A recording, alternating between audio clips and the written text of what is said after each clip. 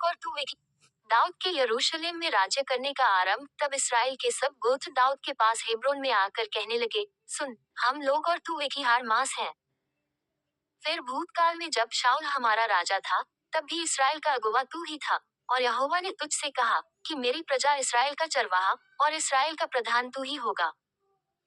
सो सब इस्राएली पुरनिये हेब्रोन में राजा के पास आए, और दाऊद राजा ने उनके साथ हेब्रोन में यहोवा के सामने वाचा बांधी, और उन्होंने इसराइल का राजा होने के लिए दाऊद का अभिषेक किया।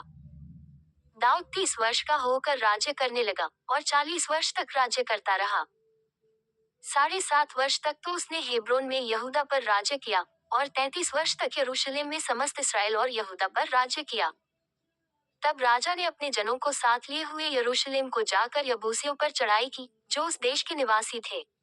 उन्होंने ये समझकर कि दाऊद यहाँ बैठ न सकेगा, उससे कहा, जब तक तू अंधे और लंगड़ों को दूर न करे, तब तक यहाँ बैठने न पाएगा। तो भी दाऊद ने सिय्योन नाम गढ़ को ले लिया, वही दाऊदपुर भी कहलाता है। उस दिन दाऊद ने कहा, जो कोई यबूसियों मारना चाहे, उसे चाहिए कि नाले से होकर चढ़े, और अंधे और लंगड़े जिनसे दाऊद मन से घिन करता है उन्हें मारे। इससे यह कहावत चली कि अंधे और लंगड़े भवन में आने न पाएंगे। और दाऊद उस गढ़ में रहने लगा, और उसका नाम दाऊदपुर रखा।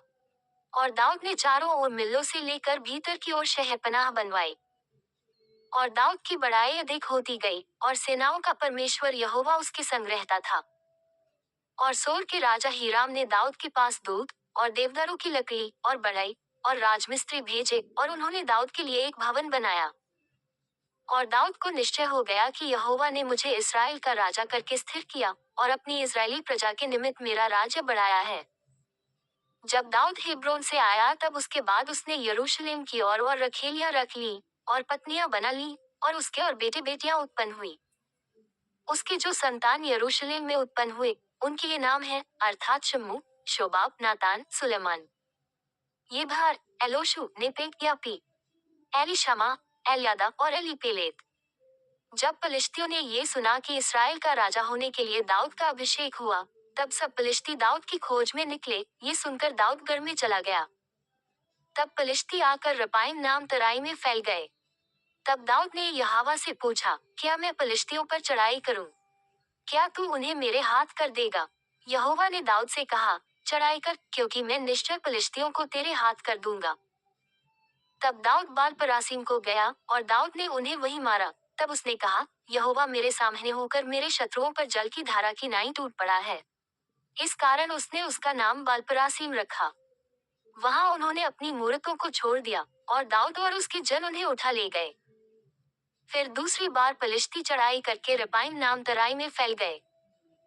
जब दाऊद ने यहोवा से पूछा, तब उसने कहा, चढ़ाई न कर, उनके पीछे से घूमकर तूत वृक्षों के सामने से उन पर छापा मार। और जब तूत वृक्षों की फुंदियों में से सेना के चलने की सियाहत तुझे सुनाई पड़े, तब ये जानकर फुर्ती करना कि यहोवा पलिश्तियों की सेना को मारने को मेरे आगे अभी पधारा है। यहोवा की इस आज्ञा के अनुसार दाऊद गेबा से लेकर गेजेर तक पलिश्तियों को मारता गया।